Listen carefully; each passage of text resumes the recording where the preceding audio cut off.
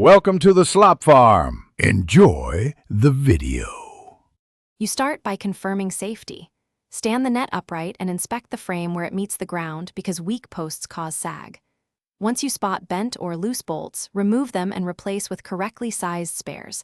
Make sure to tighten to firm feel, not over torque. For the net, measure the worn area in meters so you buy the right size. As you gather tools, spanner, drill, UV-rated net, cable ties, plan the order. Frame, then net, then tensioning. Once the frame is solid, you tackle the net. Start by fitting the net over the top spar and work down because gravity helps alignment. Make sure 20-30 cm of overlap exists at joins so seams don't tear.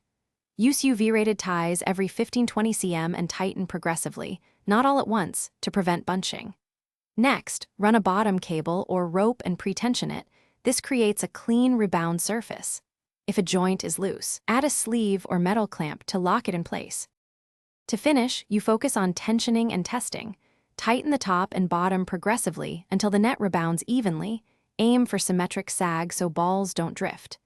Make sure to trim excess ties and protect exposed knots with tape because moisture will fray them over time. Once assembled, test with 5-10 soft throws, then bowl a few harder deliveries. This reveals weak spots.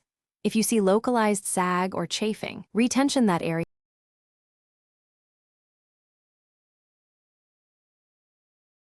Thanks for watching. Consider subscribing if we helped you today.